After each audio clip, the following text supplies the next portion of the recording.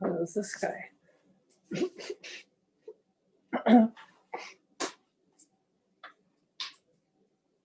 Anybody saying anything?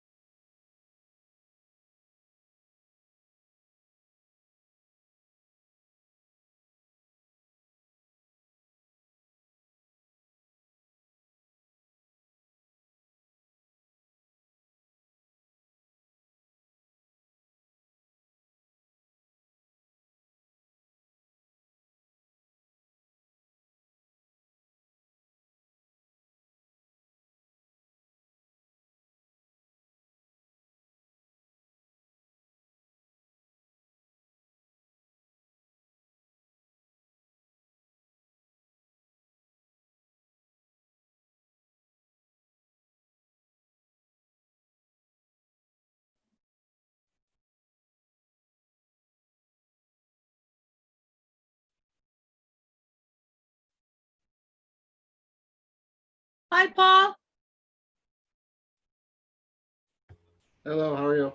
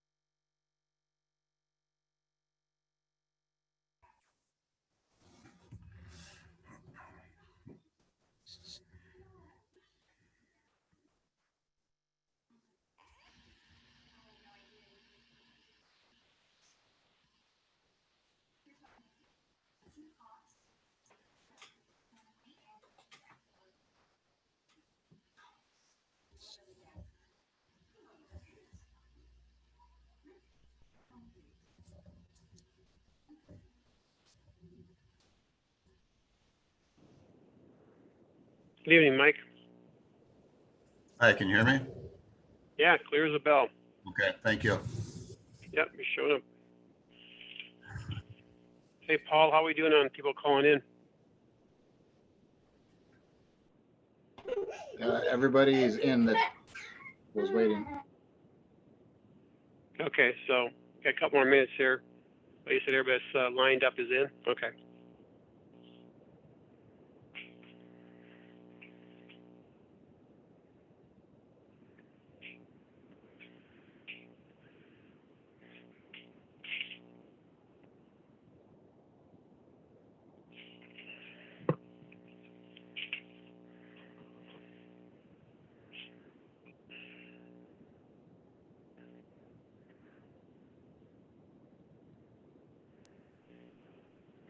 Paul?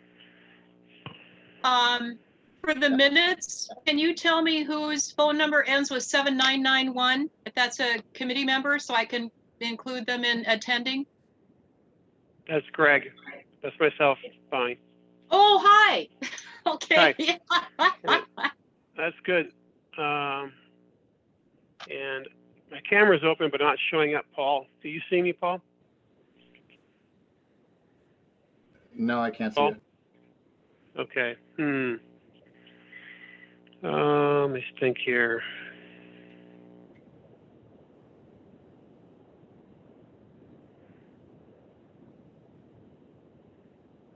Hey, Paul, trying to join with There I am. the phone. Dan is.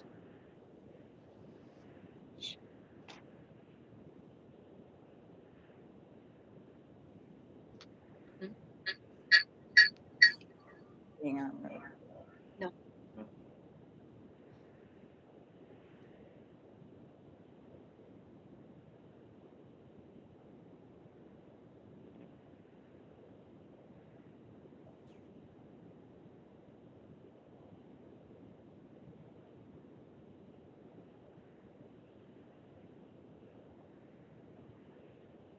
Hey, Paul, I'm going to take one more minute to dial back in so my video shows up.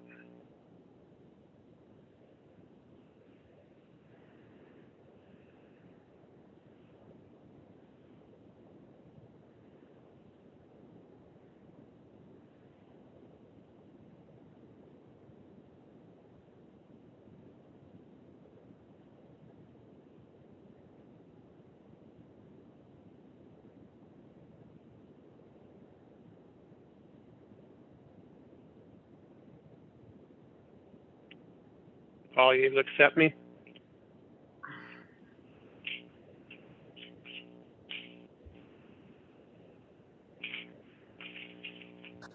Great. There I am. Okay. Good deal. That worked.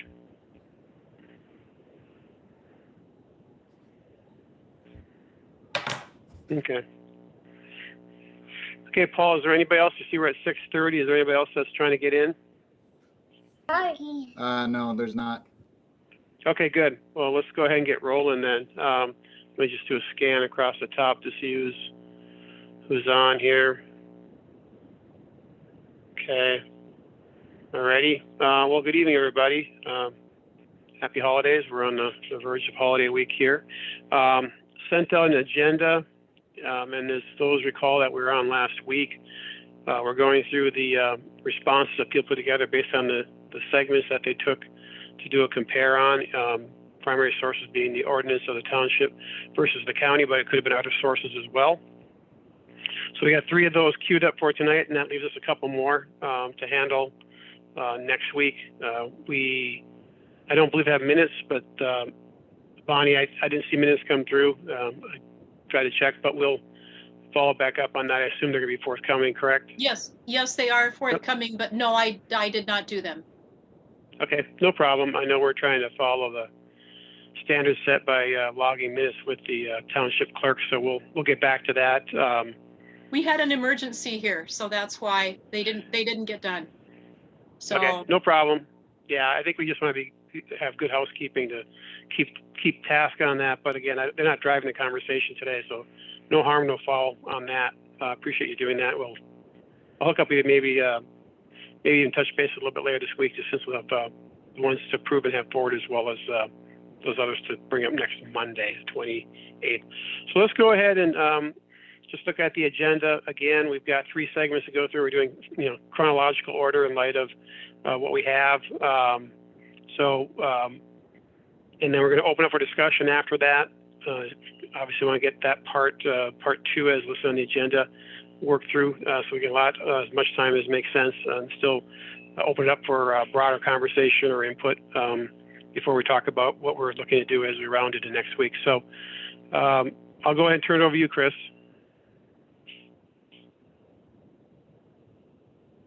You might be on mute, Chris. Yep, I got you now. Everybody can hear me now, I believe. Does Paul have the file that I sent to him? I wanted to do a share screen if possible. Yeah, one sec. All right.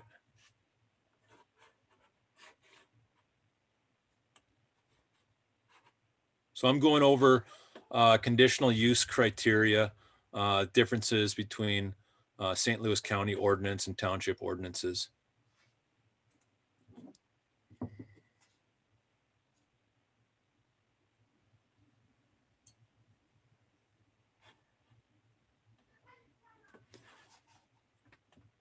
All right, let's see how this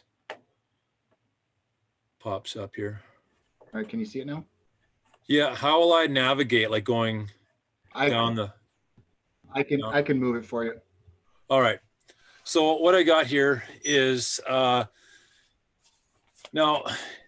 I pulled the first section here. We're going over stuff, application requirements of the Geneson Township. So I have written in there below are items from the Geneson requirements that we feel would be beneficial for Friedenberg to adopt. Number 5 out of their requirements is information regarding soil conditions, water supply, on-site sewage treatment, etc. Now, I think water supply is a pretty important thing to understand and consider when approving for any pit. So that's an item in the Geneson Township that I think we could adopt. I think it's pretty reasonable. Number 9 out of the Geneson requirements is any other information which the opinion of the zoning officer is required to evaluate the application and its consistency with the town comprehensive plan. This gives the zoning officer a little bit more leeway to get information that's specific to proposed area. Let's move on down here. The environmental worksheet, assessment worksheet, it must be completed for all CUP applications. That's required in Geneson. Right now, the county, St. Louis County, doesn't require an environmental assessment worksheet. I think that would be a good idea to complete one of those. So moving on to another part of the Geneson ordinance is Planning Commission review and recommendation. It's very clear the town board shall not approve a CUP unless it finds that the operation, B.2, will not cause undue traffic congestion or hazards. For Friedenberg now, in this little area, we have 2 conflicting reports. A previous one from the Fordson CUP from 1996. You guys can read that and look into that later. That was recommended, it was in a bad location. Moving up to 2020, now it was reviewed and the traffic engineer says that it's his opinion that it would be reasonably acceptable from a traffic safety perspective to put an entrance there to a pit. So there's 2 conflicting reports there. B3 out of the Geneson ordinance, that it will not decrease in value of other property in the area. All right, so the Geneson Township Board will not approve a CUP if they believe that it will decrease the value in other property in the area. So I've got a report here that reviewed multiple studies that investigated the impact of gravel pits on residential property values. Statistical analysis across a broad number of studies shows a significant decrease in property values. Most notably, adjacent properties to gravel pits experience about a 30% reduction in value, with property values decreasing, or the amount of reduction in the value decreasing as you move further away from pits. And I think that would be reasonable. The further you are away from the pit, the less your property value is going to go down. Okay. It shall not approve a cup unless it is consistent with the town comprehensive plan.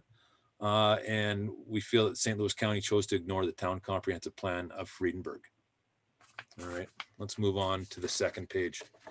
Regarding additional shoreland area, town board shall not approve a cup unless it shall find the establishment, C1, will ensure that the site is adequate for water supply. In the application for the proposed pit, it was stated that the depth of groundwater was unknown. I think that's a pretty important item to know and understand and even test. They didn't bother to test it. Let's get into St. Louis County Ordinance number 62, section 8.4 for conditional uses. I'm not going to go read that whole thing, but in bold, I've got written there, a conditional use permit may be granted only if the following findings can be made. I think that statement's pretty clear. A cup may be granted only if the following findings can be made. Number one, the use conforms to the land use or comprehensive plan of the county, if any. In the facts and findings of the St. Louis Planning Commission under A2, plans and official controls, this is quoted from that. The proposed site falls within Lakeshore Development Area of the St. Louis County Comprehensive Land Use Plan. This area is intended for rural development next to lakes, including infill, new and redevelopment of residential properties, as well as commercial and mixed uses. And they provide actually an example, a list of examples of businesses in the Lakeshore Development Area that are in complete contrast to a gravel pit. So I think this would not conform to that land use plan. The use is compatible with the existing neighborhood. There's nothing in facts and findings that support the neighborhood compatibility. In B5, it was stated 20 trucks will leave the pit per day, which has the potential to impact residential properties with added noise and traffic. Okay, with the potential. That's pretty obvious and clever use of language, but the LTI proposal of 20 trucks leaving the pit per day, as a former employee stated, that 20 trucks will complete probably 8 loads per day. So there's 160 loads. When you take 20 trucks times 8 loads each per day, that's 160 loads or 320 trips in and out. Okay, that's clearly going to result in increase in noise and traffic to the neighborhood. Another requirement is that the lease or the use will not impede the normal and orderly development and improvement in the surrounding area of uses permitted by right in the zone district. Now, the county acknowledges that this property is primarily residential. They state there are 15 residential dwellings within a quarter mile. However, the county tries to skew the terms by saying there are 11 privately owned pits within 1.5 miles. So to have a fair comparison, they should also indicate how many residential dwellings are within that 1.5 miles. The fact that the 6464 property is on MU4 zoning is in contradiction with the comprehensive land use plan of the county as well. All right, let's move on down. I think we're on to the last page here. The location and character of the proposed pit is considered to be consistent with a desirable pattern of development for the area. When the county approved the CUP, it referenced the county comprehensive land use plan. And this property is on Lakeshore Development Area, but then the county omitted the words using the terms, this includes allowances for businesses that are essential. This, leading us to believe that, gravel pits are essential, and they are. We're not denying that, and we're not opposed to gravel pits. But we would need to look at what the real document states. The document states that this allowance for this includes allowance for home occupations and isolated small businesses that are essential. And again, looking back into recommended businesses, there was no reference to anything close to a gravel pit. These are like small bed and breakfasts, fishing charters, small town store like the Minuet, that sort of thing. The county fails to acknowledge how Friedenberg shoreland is a highly sought after area for home development, which is very valuable in this area. And lastly, when in the opinion of the Planning Commission, a conditional use permit may result in a material adverse effect on the environment, the applicant may be requested by the Planning Commission to demonstrate the nature and extent of the effect. Now, we had 28 people write to the county opposing the permit, and 14 people spoke at the hearing regarding multiple concerns and adverse effects to this permit approval. But it seems that the Planning Commission chose to disregard any concerns from the residents or property owners who will be dramatically affected by this permit approval. So those are just some of my notes. I wanted to share that, and I think those are in the Google Docs, so for people to review and consider, and maybe have further questions or want to investigate further. So that's about all I have. Thanks, Chris.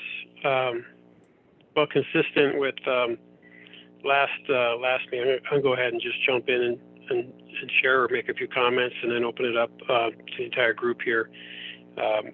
So as I'm and then re-reviewing, obviously we're starting to, in a sense, starting to cross-reference between these different assignments or segments. So as Chris pointed out, under what he has as 3B on page 1, relative to property value, we do have with Mark McShane and Lynn Seversal another segment we're looking to hopefully hear more about next week, if not shortly thereafter, but dealing with administration and cost. And I think that could probably be broadened to be just the monetary impact, positive or negative, on whatever side of the issue might be. So it's pretty hard to imagine there isn't a decrease in value, but there is other components. Again, we'll see what Mark and Lynn bring forward. So look forward to getting more information from them on that.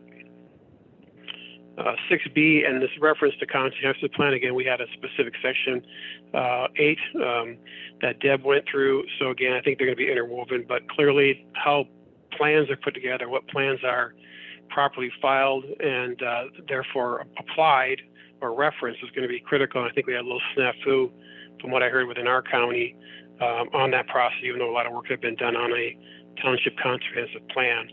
So I think that's going to be, again, an important thing to point out is the planning effort, how those plans are utilized, and what takes precedent or what supersedes which in the review of consideration for CUPs. And then as I continue down, something that Chris stressed, again, as it ties to the conditional use, was the criteria, the 4 criteria, I guess 5th if you add the last. And we've seen that, again, brought up numerous times. What I've trying to discipline myself is look for what's objective and what's subjective, and quite frankly, even not to get overly mathematical, but kind of weighting of this, because I think when the county obviously looks at their comprehensive plan as reflected by the first item, again, back to the issue of the relevant need to understand one plan in relationship to another. But also, I think that was pretty much the basis. As we look at number 2, 3, and so forth, they're a little softer. They're a little more subjective, and I think it would behoove us to draw from examples that somehow bring it to be more objective. Again, not looking at just the 64, but any PIT for that matter. It just seemed as though the basis was heavily weighted on the first item, and it's hard maybe for some people to set a threshold associated with other qualifying conditions. So I think that's something to keep an eye out for as we continue to go through this. And then Chris, you mentioned, I think this came up last call too, that the county doesn't require a environmental assessment worksheet. I believe they do, but they have I think it's a 40-acre parcel, if I recall correctly. So that's an example, like some that were pointed out prior, that there's often a similar requirement, whether it be setback or environmental assessment worksheet or whatever. But what triggers that, or numerically, in this case, I think it's any pit within Geneson as an example from a township perspective, but the county does set a higher square acreage, and so some pits will trigger that, some won't. So it's not consistently applied, even though it may be perceived as being consistently of value. So that's just a few observations that I had. I'll open it up to the group. Any other comments or questions on this particular segment?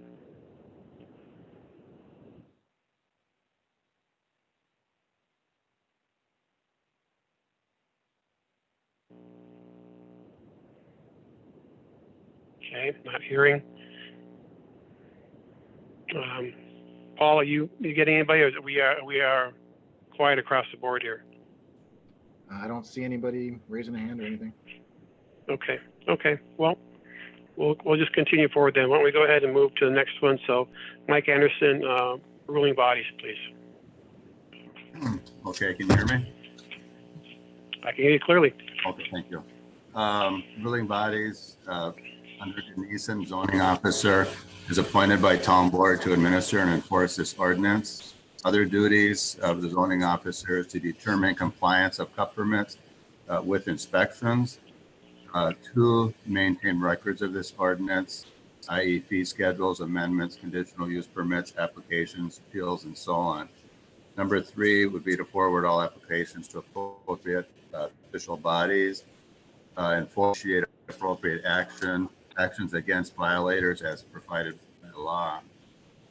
St. Louis County, they have pretty similar. Theirs are, instead of lists, are a little bit more narrative. But under 8.1A, first of all, 8.1, the planning director administers the ordinance or may appoint designee.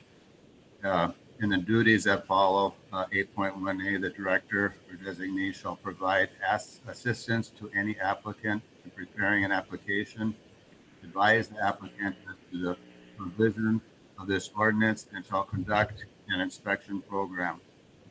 8.1C, voiding of permits issued in error. Any permit issued on the basis of an application which is in error, whether the error is intentional or not, shall be null and void.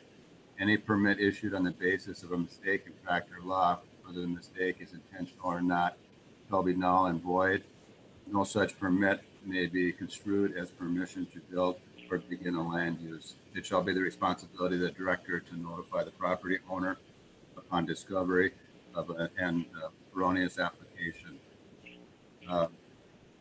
Following that was conditions on enforcement penalties and remedies.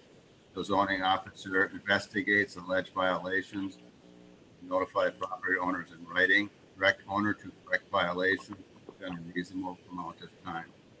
If owner does not comply, zoning officer shall report the inaction to town board and take appropriate and immediate legal action. St. Louis County, 8.2 under enforcement penalties and remedies, the planning director, 8.2A, investigations. The director shall use his or her discretion to investigate violations of this ordinance, notify owners of violations, and direct the property owner to correct violations within a reasonable period of time. And if compliance is not obtained within a reasonable period of time, shall report such violations to the county attorney. The reasonable period of time that they both refer to, it wasn't real clear to me, but it looks in a lot of cases, at least for some of the writings, it's a 30-day is a reasonable period, at least to respond. 8.2C1, a person shall have no more than 30 days from the date the notification was mailed or hand delivered to satisfy said requirement or be subject to the revocation of said permit. Or in the one I'm reading here, 8.2C1A, it just stops at or. I wasn't able to find the rest of that sentence. The first part's pretty clear. So St. Louis County has it written at its 30 days. Gunnison, I was able to find under the miscellaneous part that they actually have an annual pit review in the month of August. All pits are inspected by the zoning officer and planning commission to ensure they meet compliance with this ordinance. Each pit the owner pays the $100 fee for this inspection. Public is notified of September's public hearing.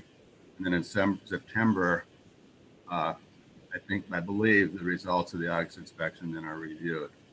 And it's a renewal process, is what it was explained to me. And I didn't find this actually in Ordinance 10 from Gunnison, but actually from talking to Lottie over there. So I think that kind of information might be nice if it was actually written into an ordinance plan.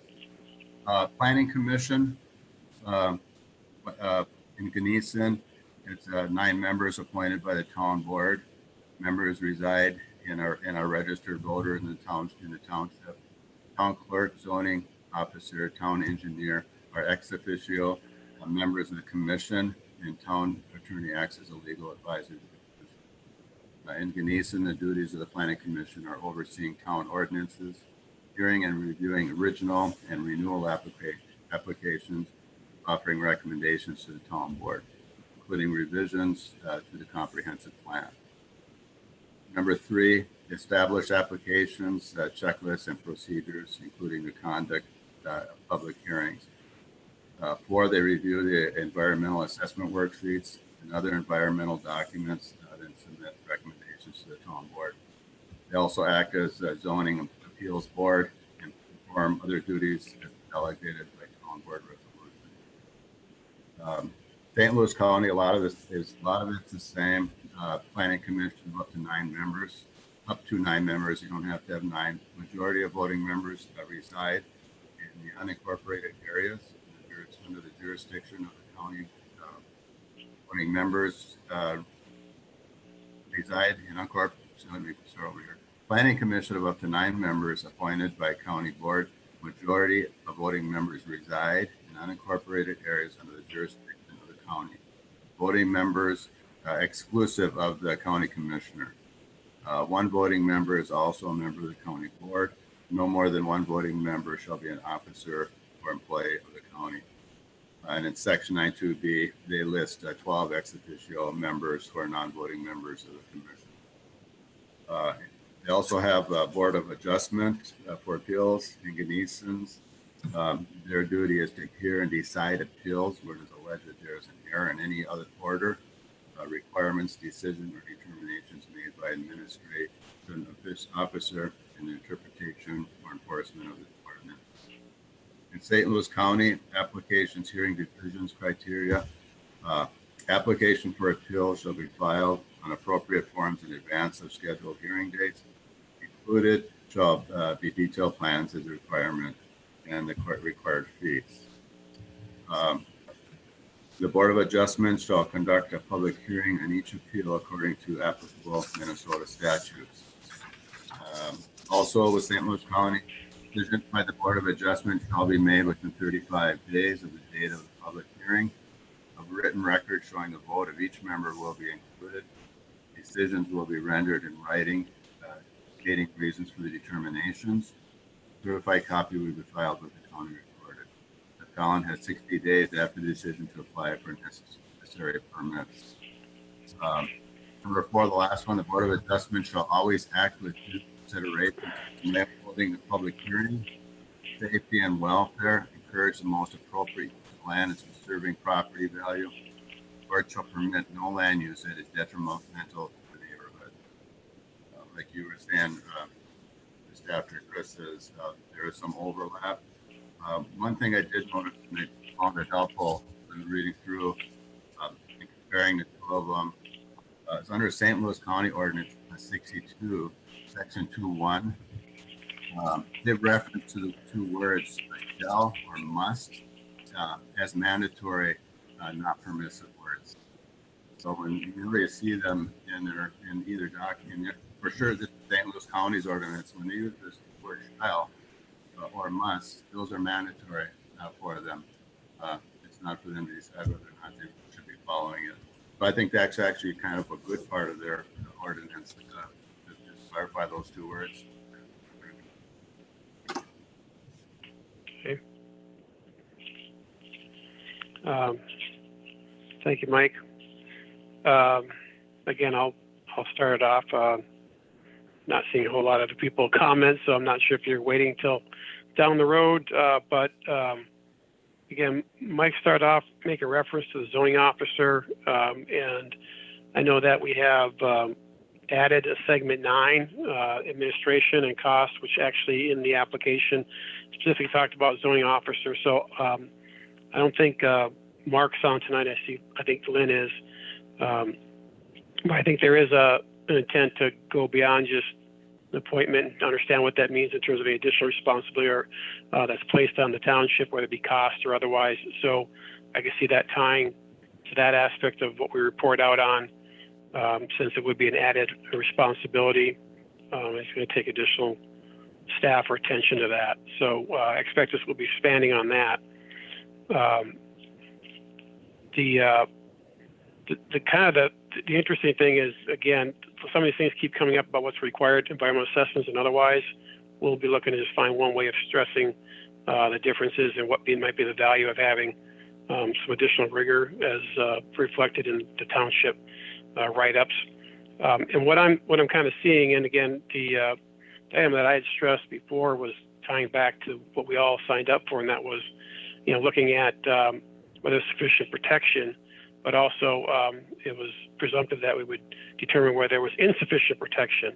So I could see us taking this information, which I think we'll expand on that next meeting, but there's the issue leading up to the application and what that review entails. There's the issue around, the actual administration of the CUP and the ongoing relationship between the township or the county and the pit opener, and then there's the reclamation or the downstream process. So I can see kind of a life cycle way of looking at this, again, looking at ways of understanding whether the county is quote unquote sufficient, and if not, in what areas would we see additional benefit of having more explicit ordinances or more detailed ordinance so that all parties are managing each respective piece with a fuller understanding of what's going on or what's required.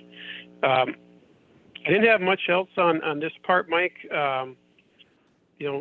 It's fairly parallel. It's kind of like the responsibility lies with whoever is going to be administering. So people may or may not have a understanding yet. I think we're going to dig a bit further. There's been some information shared about whether the county has administered beyond the issuance of the CUP adequately with what appears to be a much more regimented schedule that the Gunnison Township ordinance reflected, annual and so forth. But either way, there's going to be these people that have this role, and the role probably isn't radically different. It's just part of the overall administration that one party or the other has responsibility for. So open it back up to the group. Any other questions for Mike or comments relative to this particular section or segment? Greg? Mark? Yes. I am here. Mark. Oh, Mark. Oh, you're good.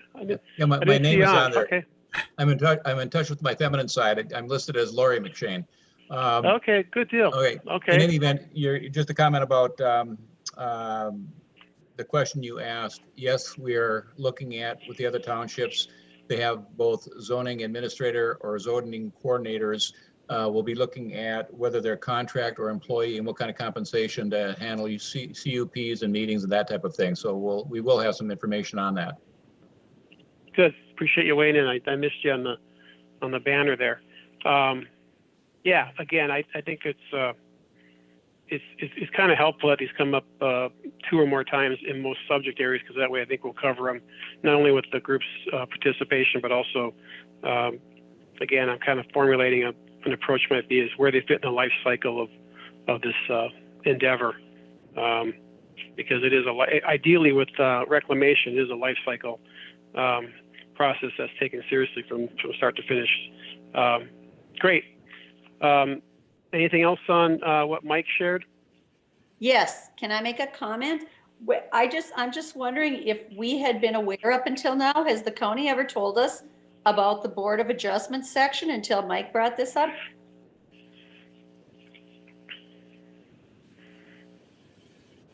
Anybody, were we aware of that?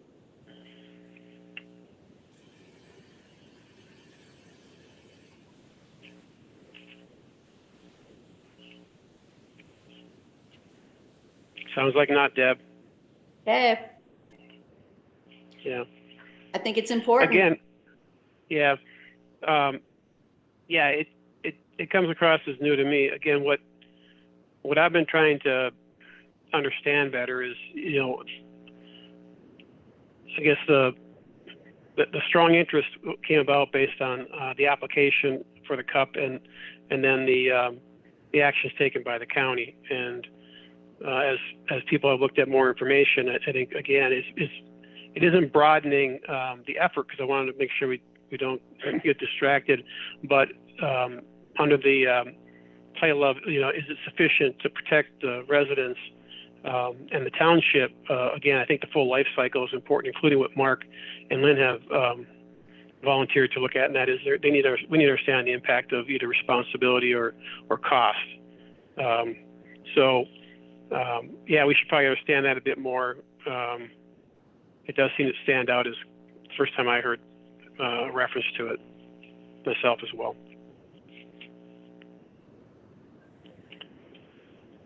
Anything else on this portion? Otherwise, we can move on to the last one that was provided in advance tonight, which was zoning. Jason Campbell, are you on? Yes, how's that? Yeah, there you go. Yeah, you're blacking. I'll hand off to you, Jason.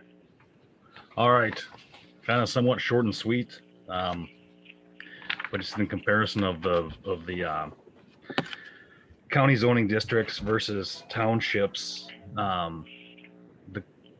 The townships basically, townships and the county basically follow the Minnesota statutes of criteria for land use and purposes, and the townships kind of eliminate some of the county districts and kind of expand on some of the ones that are more pertinent to their local area. Primarily with like Gunnison, they expand the waterfront residents quite a bit, and they've got that divided into 3 different districts, kind of depending on the type of lake or river as classified by the DNR. Gunnison does not allow pits in, they do allow pits in rural residential and suburban residential districts with a cup, provided they have the required setback, but they are not allowed in any of the waterfront districts. And for the St. Louis County future land use map, they have most of Friedenberg labeled as lakeshore development. So yeah, that's kind of the gist of what I've got.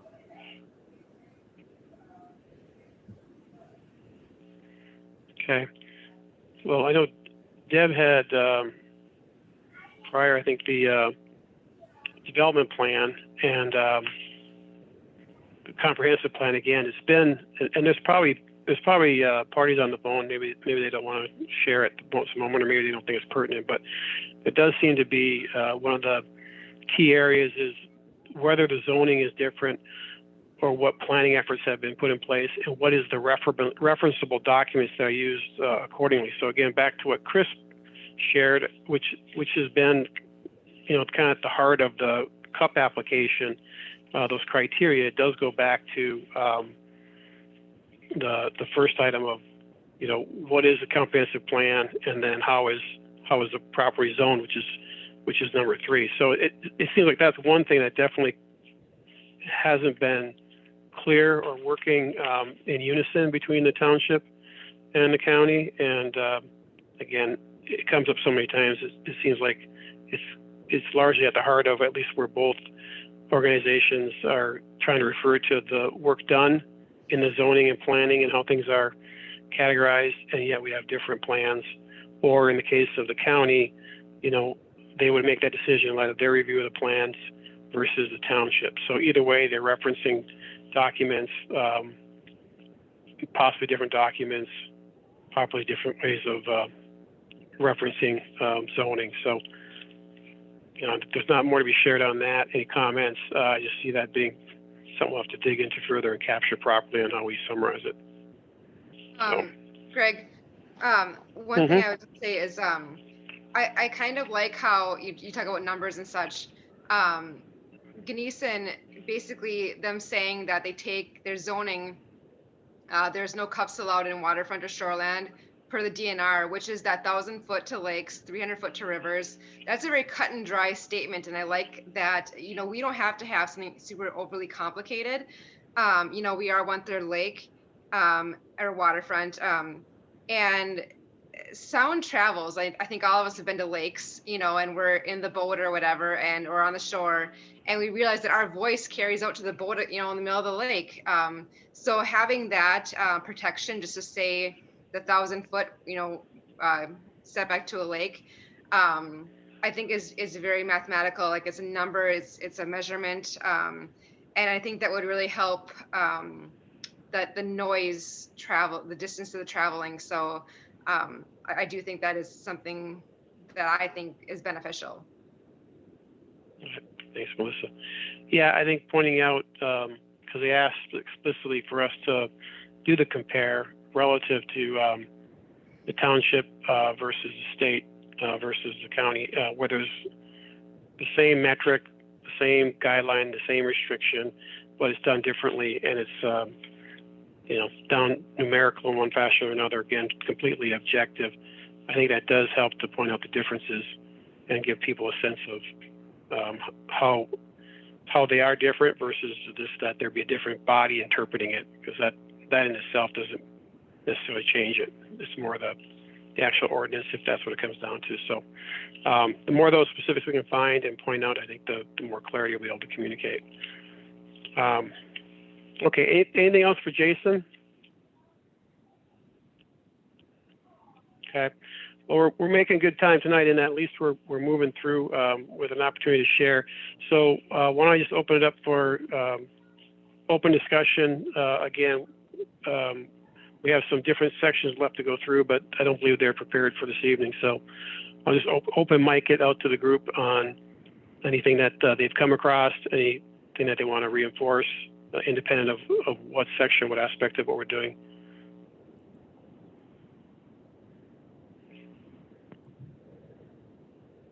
Got a quiet group tonight.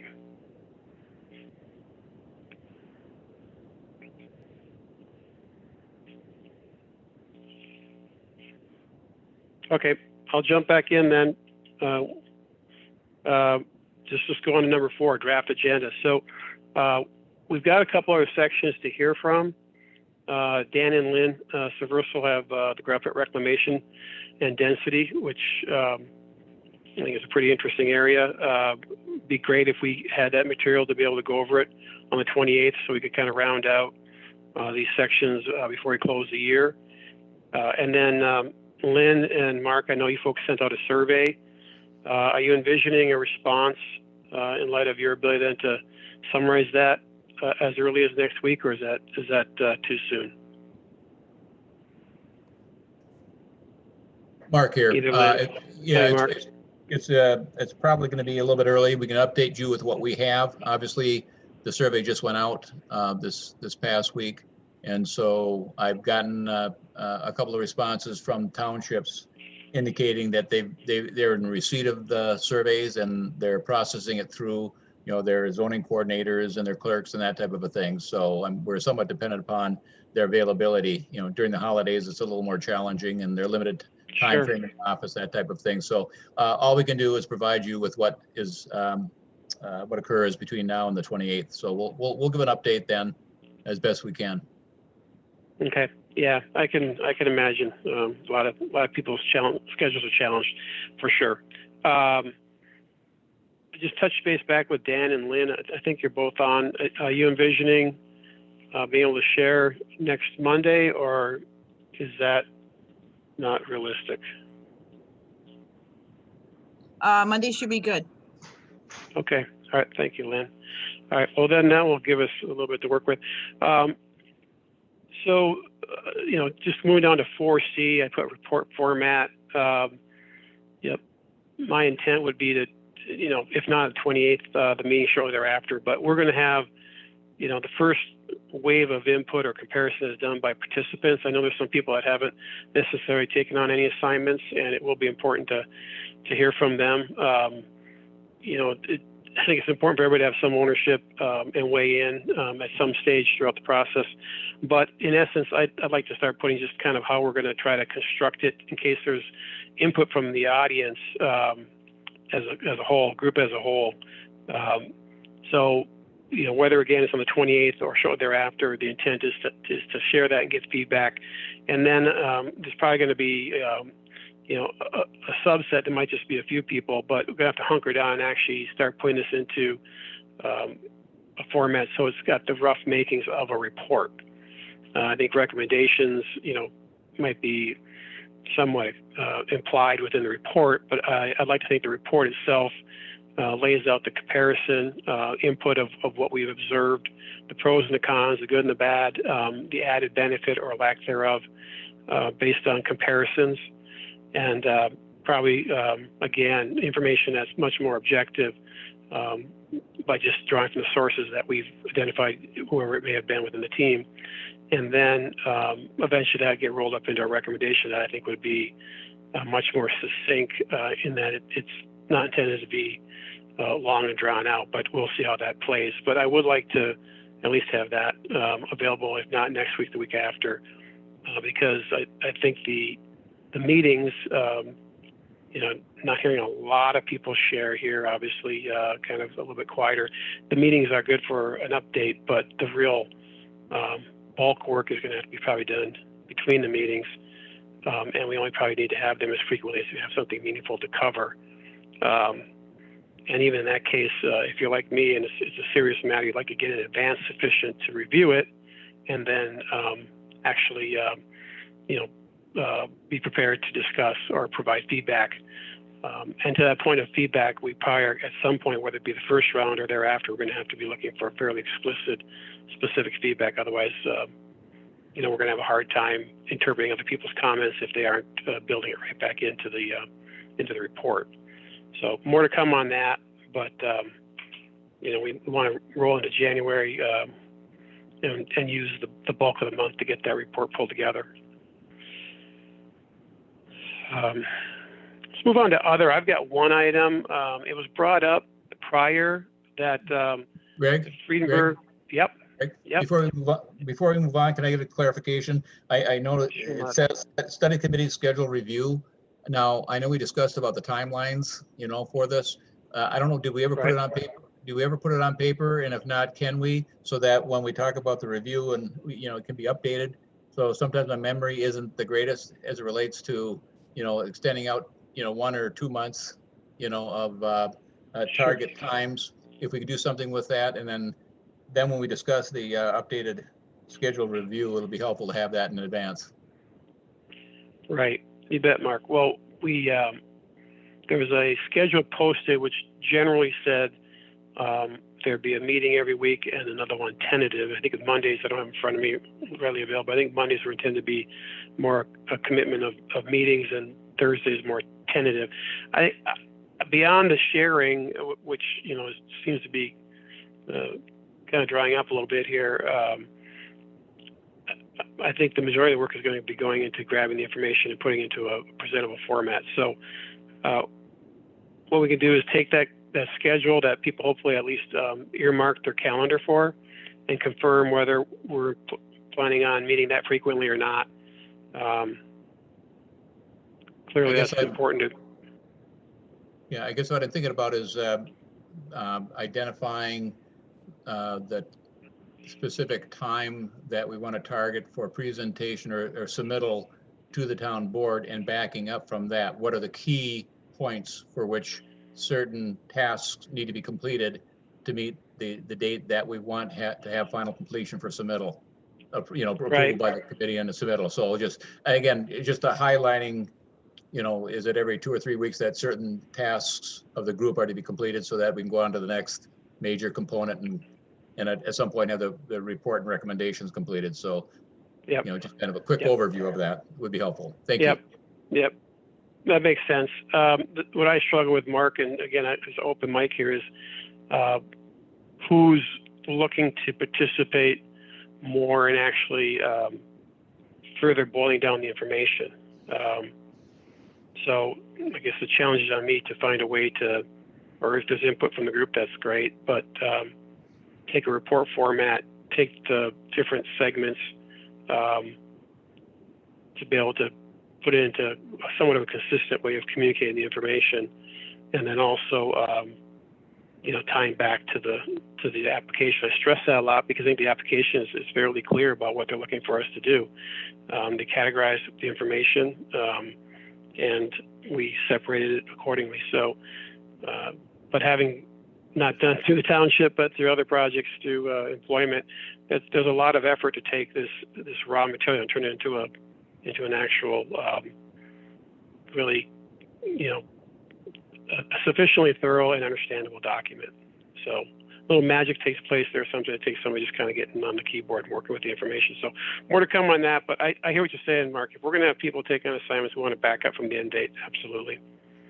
Greg, I think also just for transparency's sake, I think when whoever is writing these documents, as we get draft forms, we can put them on the share drive, because I think that's the best way for people to find information or review. So nothing's, being funneled to certain emails. Everyone's getting the same information. So that might maybe, Mark, to what you were saying is the information can be shared on that share drive. And then as we have our meetings, people have time to review it prior. Is that kind of a thought? Yeah, that's helpful to be prepared in advance of the meetings. But I guess I'm thinking more of, by January 15th, we would like, where do we want to be in the process on January 15th, January 31st, February 15th? When is that report and recommendation document to be completed? Again, I know we had discussed generally the timeline, and I'd like to see that in just 4 or 5 Chunks. kind of target dates to be completed with certain portions of the process. Yeah, because I think we said middle of February to get it to the town, to present to the town board, to give them that month and a half to finalize between themselves and the lawyer. So I think early mid-February is our goal, if I'm correct. Well, and again, now we have to factor in being realistic as well, as we're seeing how things are progressing. And we're reliant upon a lot of different people gathering a lot of different information and then bringing it into a format that, we can review and discuss and consider. So it'll be a little bit fluid, I think, in the timeline. And so again, if that's what we're targeting, beginning of February, I don't know, that's what I'm kind of asking. It's only a target timeline I'm talking about that would have to be adjusted depending upon how far we get along in the process. Right. No, I'm not thinking really any different, Mark. What I think is, again, it's indicated under 4C, and the intent is that it should be on the 28th or the meeting thereafter, is to have an understanding of how we're going to put the information together, what level of additional participation on the part of people that have helped or would like to help. Is something they're going to take a primary role, or are they going to take a secondary role of re-reviewing the information relative to their section or others, since it's an open forum. So give me a little chance to formulate how I think we can put this together, put a structure around it, because the information is going to have to be placed within its proper, in my mind, slot its proper chapter, proper section. And as we do that and make proper references to the sources that it came from, we'll start to build up the document. Right now we have raw material, which is a decent starting point. So that's why I have it down there under 4C. My intent is to put together, I'll be working with others as they have input, particularly Melissa, but put together, here's how we're looking to structure it, and then we'll set gates, because again, we have to have the end in mind. We want to back up from that. Completely agree with that methodology. Very good. Thank you. Okay. Yep. Thanks, Mark. Okay. Well, we've got everybody on the call. There is some stuff set up for next week. Looks like we'll at least cover segment 3. We'll have a status on segment 5. I'll have something pulled together. Again, I'll probably get input from a couple people. If people have a strong opinion about how they believe they'd like us to cover the establishment report, let me know. Otherwise, I'll run with my own intuition and supply that as a straw man. So again, input's welcome. People know how to get in touch with me or with Melissa. So I'll just do last call in case there's anything else somebody wants to bring up.